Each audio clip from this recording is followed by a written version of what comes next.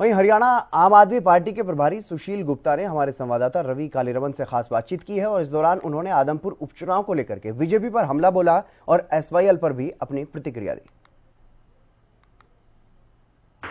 आदमपुर के महासंग्राम में आप सबका स्वागत है। आदमपुर पर चर्चा करेंगे। हमारे साथ आम आदमी पार्टी के प्रभारी हैं डॉक्टर सुशील गुप्ता हैं, आप सांसद भी हैं। लंबे समय से आप आदमपुर में काम कर रहे हैं, सबसे ज़्यादा समय आपने तमाम जो पार्टियां हैं उनसे ज़्यादा समय आपने यहाँ बिताया है, तो क्या लग रहा है चुनावी जो रण है वो किस प्रकार से आगे बढ़ रहा है सर? आदमपुर की जनता अब एक स्थायी उम्मीदवार चाहते हैं यहाँ से जी। कांग्रेस का उम्मीदवार कलायत से आके चुनाव लड़ रहा है, हारेगा फिर कलायत जाके रहेगा। वैसे तो कांग्रेस की वोट देने इस समय बेकार करनी है, क्योंकि इस देश के अंदर कांग्रेस जीतती है, जीतती तो बिक जाती है। आपने मध्य प्रदेश के अंदर देखा, कांग्रेस की सरकार बनी, बिक गई और बीजेपी की हो गई। आपने गोवा के अंदर देखा, मणिपुर के अंदर देखा, मिजोरम के अंदर देखा और हरियाणा के अंदर भी कांग्रेस के विधायक वोट डाल के बीजेपी का सांसद बनाता रहा। कुलदीप जी ने भी यही किया था।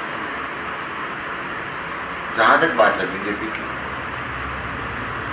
सबसे ज्यादा बीजेपी को गाली भव्य कुलदीप कहते किसी पे विश्वास कर लेना, भारतीय जनता पार्टी पे विश्वास करते हैं।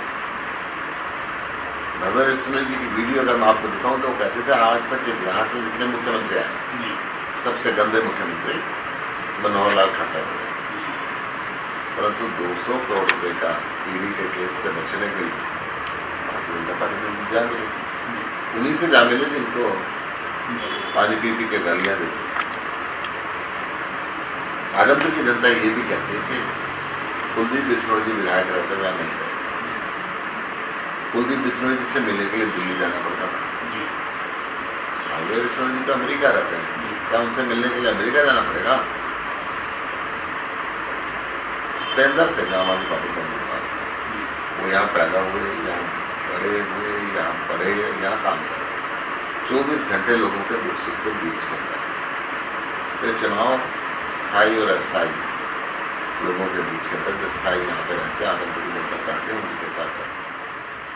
26 साल की अगर बात की जाए, पिछले 26 साल से आदमपुर जो है विपक्ष की भूमिका निभा रहा है। विपक्ष में लगातार उनके जो एमपी रहे, एमएलए रहे हैं वो रहे हैं, और इसके साथ साथ सत्ता से दूर रहने की वजह से आदमपुर का जो विकास होना चाहिए था वो भी नहीं हो पा रहा।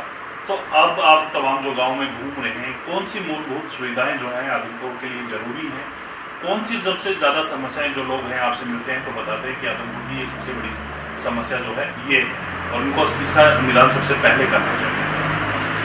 देखिए, सबसे पहले तो मैं कहूँगा कि सत्ता पक्ष में रहते हुए भी कुलदीप विपक्ष में रहते हैं जी।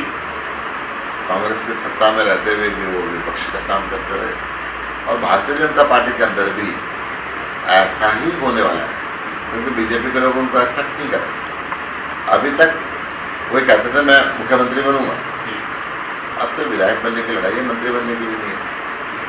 ये तो स्पष्ट है सबके सामने। सबसे पहले मैं ये कहूँगा, क्यों टैक्स पेयर के ऊपर इतना बोझ डाला? सिर्फ अपने 200 करोड़ रुपए का ईडी का केस बचाने के लिए आप बीजेपी क्या बिक गए? जनता की क्या गलती थी? उनका समय लगेगा, पैसे लगेगा, टैक्स पेयर का पैसा जाएगा। फिर इतने साल से आप विधायक हैं, आपने एक सड़क नहीं बनवाई, आपने बिजली पानी का इंतजाम नहीं किया, आपने बच्चों की नौकरियों का इंतजाम नहीं किया, आपने स्कूल नहीं बनवाए, सरकारी स्कूल उल्टा बंद होने लगे आपके समय के अंदर, आपने सरकारी हॉस्पिटल नहीं बनवाए। एक चीज़ कहीं ना कहीं आप लोगों का जब जिक्र आता है, आम आदमी पार्टी का जब जिक्र आता है, तो तमाम जो विपक्षी दल हैं आपके वो ये आरोप लगाते हैं कि आम आदमी पार्टी जो है एसवाईएल पर अपना स्टैंड क्लियर नहीं करती। तो क्या स्टैंड है आपका एसवाईएल को लेकर? हमारा स्टैंड पानी पे है कि हरियाणा में सबको पानी मिलना चाहिए और देश में सबको पानी मिलना चाहिए। पानी की कमी हरियाणा में है, दिल्ली में है, गुजरात में है, हिमाचल में है, पंजाब में, सब जगह है। अब केंद्र सरकार की ड्यूटी बनती है कि पानी का अरेंजमेंट करे और सबको अपने अपने हिस्से का पानी दे। पाकिस्तान और हिंदुस्तान का जल समझौता हुआ, उसके हिसाब से जितना पानी पाकिस्तान में जाना चाहिए हमारी नदियों का 65% फालतू करके जा रहा है। क्या मोदी जी को पाकिस्तान ज़्यादा प्यारा है? ये पानी हरियाणा और पंजाब के किसानों के लिए क्यों नहीं ला रहे इधर, जो पाकिस्तान के अंदर भेजा जा रहा है? हमारे देश में एक जगह बाढ़ ही रहती है, एक जगह सूखा पड़ा रहता है। आज तक नदियाँ जोड़ने का प्रयास नहीं किया, क्यों? लोग लड़ते रहे। पानी कोई राज्य पैदा नहीं कर सकता, पानी नेचर का दिया गया है। हिंदुस्तान में जितना भी पानी जनसंख्या के हिसाब से, क्षेत्रफल के हिसाब से, उसका डिस्ट्रीब्यूशन करना केंद्र सरकार करना है।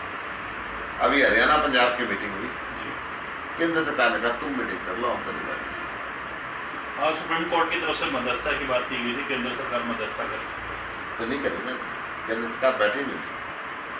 हम ये कह रहे हैं केंद्र सरकार बैठे और सबको अपने हिस्से का पानी दे। अरविंद केजरीवाल जी ने कहा था अगर प्रधानमंत्री जी के पास इसका सोल्यूशन नहीं तो उनको चाय पे बुला लो, सोल्यूशन दे देंगे।